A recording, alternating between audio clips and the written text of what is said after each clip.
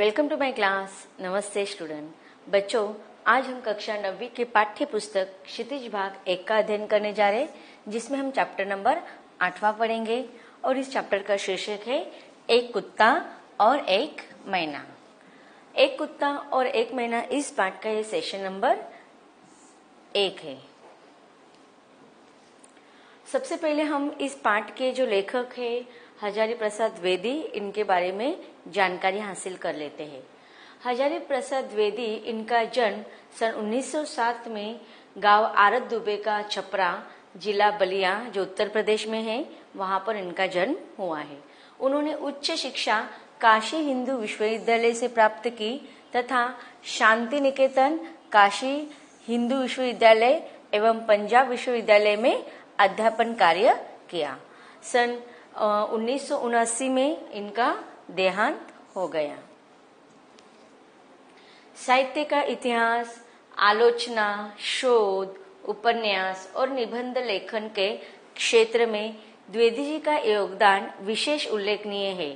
अशोक के फूल, कुटज, कल्पकता इत्यादि ललित निबंध, 4 उपन्यास, बाण भट्ट की आत्मकथा, चारुचंद्र लेख, पुनर्नवा, अनामदास का पोथा और आलोचना साहित्य, हिंदी साहित्य का उद्भव और विकास, हिंदी साहित्य की भूमिका, कबीर, यह इनकी प्रसिद्ध कृतियां हैं।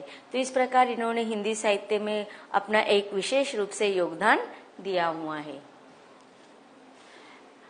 लेखक हजारी प्रसाद द्विवेदी, इनको साहित्य अकादमी पुरस्कार एवं पद्म भूषण अलंकरण से सम्मानित किया गया है। द्विवेदी जी ने साहित्य की अनेक विधाओं में उच्च कोटि की रचनाएं की। उनके ललित निबंध विशेष उल्लेखनीय माने जाते हैं। अब देखिए, निबंध के भी अलग अलग प्रकार होते हैं। उसमें जो गद्य साहित्य का ललित निबंध का एक साहित्य की विधा है, इसमें ललित निबंध में अधिकतर लेखक हजारी प्रसाद द्विवेदी, इन्होंने अपना योगदान दिया हुआ है। जटिल, गंभीर और दर्शन प्रधान बातों को भी सरल, सुबोध एवं मनोरंजक ढंग से प्रस्तुत करना द्विवेदी जी के लेखन की विशेषता मानी जाती है। इनका रचना कर्म एक सहृदय विद्वान का रचना कर्म है, जिसमें शास्त्र के ज्ञान, परंपरा के बोध और लोक जीवन के अनुभव का सृजनात्मक सामंजस्य पाया जाता है। अब देखते हैं, हमारे पाठ के बारे में संक्षिप्त जानकारी हासिल कर लेते हैं। जैसे कि हमारे पाठ का शीर्षक है एक कुत्ता और एक मैना। अब इस पाठ के शीर्षक से ही हमें पता चल रहा है कि हजारी प्रसाद द्विवेदी, लेखक हजारी प्रसाद द्विवेदी, इनके द्वारा ये लिखा गया एक निबंध ही है। और इस निबंध में लेखक ने जो पशु पक्षी होते हैं उनके बारे में जानकारी दी है। एक कुत्ता और एक मैना, इस निबंध में न केवल पशु पक्षियों के प्रति मानवीय प्रेम प्रदर्शित है, बल्कि पशु पक्षियों से मिलने वाले प्रेम, भक्ति, विनोद और करुणा जैसे मानवीय भावों का विस्तार हुआ है। अब देखिए, इस पाठ के माध्यम से लेखक हमें क्या कहना चाहते हैं कि हमें संदेश देते हैं कि पशु पक्षियों के प्रति हमें मानवीय प्रेम होना चाहिए। लेकिन सिर्फ मानवों को ही पशु पक्षियों के प्रति मानवीय प्रेम नहीं होता, बल्कि पशु पक्षियों को भी मानवों के प्रति प्रेम होती है, भक्ति दिखाई देती है, स्वामी भक्ति, जिसका उदाहरण यहाँ पर हम जब पाठ पढ़ेंगे तो हमें दिखाई देगा। तथा विनोद और करुणा जैसे मानवों के अंदर जो भाव होते हैं वह हमें पशु पक्षियों के प्रति भी दिखाई देते हैं। इसमें रविंद्रनाथ की कविताओं और उनसे जुड़े स्मृतियों के सहारे गुरुदेव की संवेदनशीलता, आंतरिक विराटता और सहजता के चित्र तो उकेरे ही गए हैं, लेकिन पशु पक्षियों के संवेदनशील जीवन का भी बहुत सूक्ष्म निरीक्षण किया है। अब देखिए, ये जो पाठ लिखा है वो लेखक हजारी प्रसाद द्विवेदी, इन्होंने लिखा है। लेकिन इस पाठ के माध्यम से गुरुदेव, अर्थात गुरुदेव कौन है? रविंद्रनाथ टैगोर, यह इनको गुरुदेव इस नाम से संबोधित करते थे। तो इस पाठ के माध्यम से लेखक ने गुरुदेव रविंद्रनाथ टैगोर इनके संवेदनशीलता, उनकी आंतरिक विराटता, उनके अंतर्मन की किस प्रकार से विराटता थी कि उनके अंतर्मन में से केवल मात्र मनुष्य के लिए ही प्रेम दिखाई नहीं देता है, बल्कि प्रकृति के जो अन्य रूप माने जाते हैं उनमें पशु पक्षी भी आते हैं। तो पशु पक्षियों के प्रति भी एक सहज भाव, स्वाभाविक प्रेम, संवेदनशीलता यह रविंद्रनाथ टैगोर इनके अंदर दिखाई देते हैं। सहजता के चित्र भी उन्होंने रविंद्रनाथ टैगोर इनके व्यक्ति विशेष के बारे में हमें बताया है, तथा पशु पक्षियों के संवेदनशील जीवन का भी इस पाठ के द्वारा सूक्ष्म निरीक्षण किया गया है। यह निबंध सभी जीवों से प्रेम करने की प्रेरणा देता है। तो इस प्रकार इस पाठ के माध्यम से लेखक हमें क्या संदेश देना चाहते हैं, तो हमें हर मानव को इस संसार में जितने भी सूक्ष्म जीव है उनसे प्रेम की भावना रखनी चाहिए। यह संदेश इस पाठ के माध्यम से मिलता है। तो सबसे पहले हम अब पाठ के सारांश को देख लिया है, अब हम पाठ को परिच्छेदों के द्वारा पढ़ते हैं। तो बच्चों चलो हम पाठ की शुरुआत कर देते हैं। हमारे पाठ का शीर्षक अब तक हम जान चुके हैं, एक कुत्ता और एक मैना। अब इस पाठ का शीर्षक एक कुत्ता और एक मैना यह क्यों रखा गया है, हम पाठ पढ़ते समय इसकी जानकारी हासिल कर लेंगे और पाठ खत्म होने तक आपको इस पाठ के शीर्षक के बारे में भी पता चल जाएगा। पाठ की शुरुआत में ही लेखक लिख रहे कि आज से कई वर्ष पहले गुरुदेव के मन में आया कि शांति निकेतन को छोड़कर कहीं अन्यत्र जाए। अब देखिए इस पाठ के शुरुआत में ही लेखक ने किसका जिक्र किया है, किसके बारे में वर्णन किया है, गुरुदेव के बारे में। अर्थात गुरुदेव किसे कहते थे, रविंद्रनाथ टैगोर इनको गुरुदेव इस नाम से संबोधित किया जाता था। अब रविंद्रनाथ टैगोर अर्थात गुरुदेव उस समय कहाँ पर रह रहे थे, शांति निकेतन में। जब गुरुदेव शांति निकेतन में रह रहे थे उस समय का प्रसंग के बारे में यहाँ पर लेखक वर्णन करे कि कई वर्ष पहले, आज से कई वर्ष पहले गुरुदेव के मन में यह बात आई थी कि वह शांति निकेतन को छोड़कर कहीं अन्य स्थान पर चले जाए। स्वास्थ्य बहुत अच्छा नहीं था, शायद इसलिए या पता नहीं क्यों ते पाया कि वे श्री निकेतन के पुराने 3 मंजिले मकान में कुछ दिन रहे। अब देखिए वह शांति निकेतन छोड़कर किसी अन्य स्थान पर क्यों जाना चाहते थे, इसके पीछे का कारण लेखक कहते हैं कि पता नहीं उनका यह इच्छा उनके मन में क्यों जागृत हुई।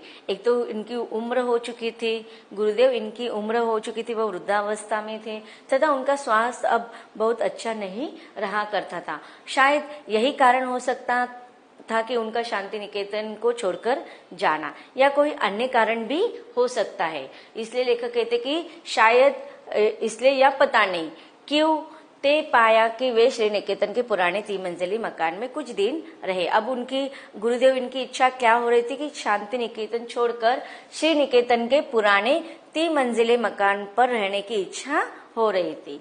शायद मौज में आकर ही उन्होंने यह निर्णय किया हो। अब लेखक बता रहे कि उनकी यह इच्छा जो थी वह उनके आंतरिक मन से निकली हुई इच्छा होगी कि उन वृद्धावस्था में चले गए थे, अब उनका स्वास्थ्य भी अच्छा नहीं रहा करता था, यह कारण हो सकता है। या फिर कभी कभी ऐसा होता है कि हम आनंद लेने के लिए या हमारे मन के एक विशेष रूप से विभोर हो जाते हैं, मन का उल्लासित मन हो जाता है, प्रसन्न हो जाता है। तो इसी मौज में वो लेखक कहते हैं कि शायद उन्होंने यह निर्णय लिया होगा गुरुदेव इन्होंने, वे सबसे ऊपर के तल्ले में रहने लगे। उन दिनों ऊपर तक पहुंचने के लिए लोहे की चक्करदार सीढ़ियां थी। अब देखिए गुरुदेव यह शांति निकेतन छोड़कर श्री निकेतन के पुराने 3 मंजिल वाला जो मकान था वहां पर जाकर रहने लगे थे।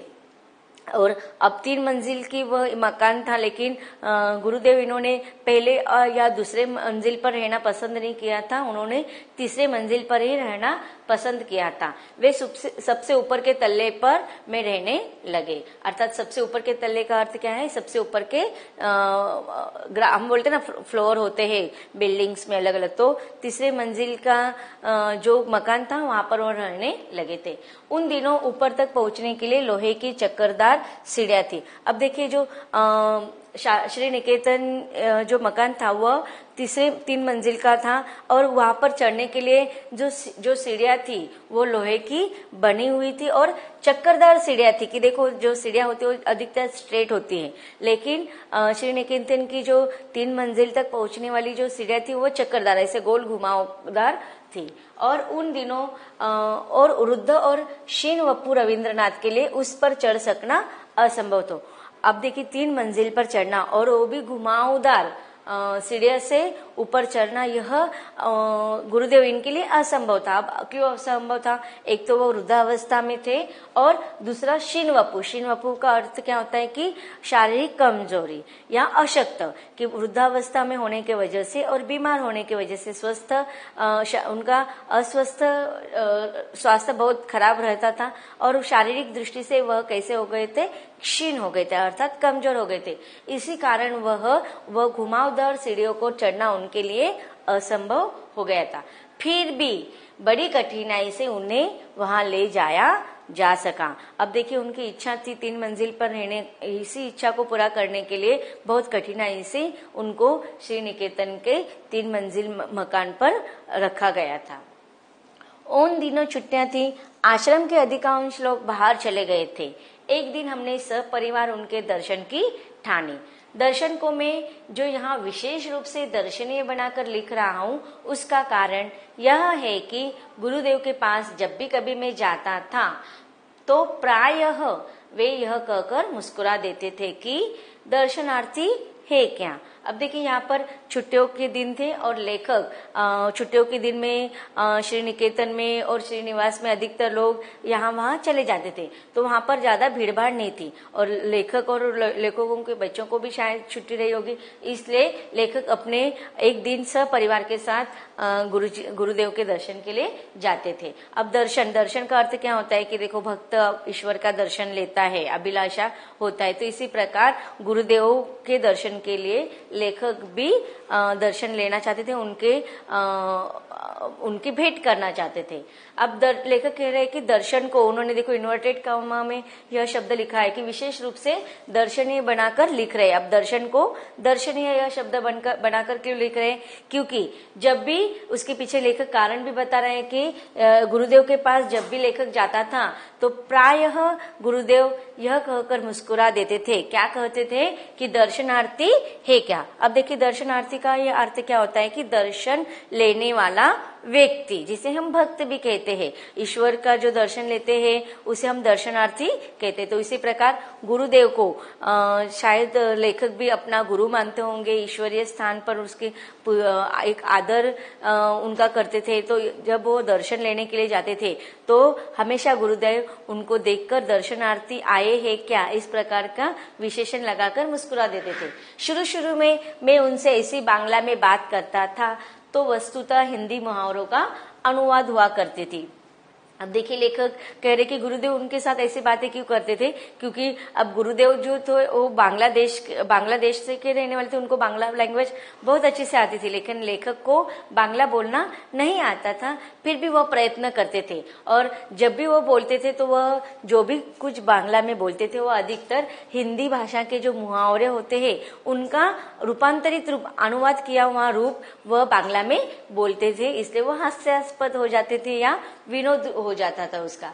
किसी बाहर के अतिथि को जब मैं उनके पास ले जाता था तो कहा करता था, एक भद्र लोग आपनार दर्शनेर जन्ने ऐसे छेन। अब देखिए उनको बांग्ला इतनी आती नहीं थी लेखक को, फिर भी वह बांग्ला में बात करने का प्रयास करते थे। अब देखो इसका अर्थ क्या होता था कि कोई जो व्यक्ति रहते थे वह गुरुदेव के सज्जन व्यक्ति गुरुदेव का दर्शन की अभिलाषा करना चाहते थे। अभिलाषा होती, उनके मन में इच्छा रहती थी कि कोई सज्जन व्यक्ति गुरुदेव के दर्शन लेना आते थे, इसलिए एक भद्र लोग अपनार दर्शनेर जन्ने ऐसे छेन। यह बात हिंदी में जितनी प्रचलित है उतनी बांग्ला में नहीं, इसलिए गुरुदेव जरा मुस्कुरा देते थे।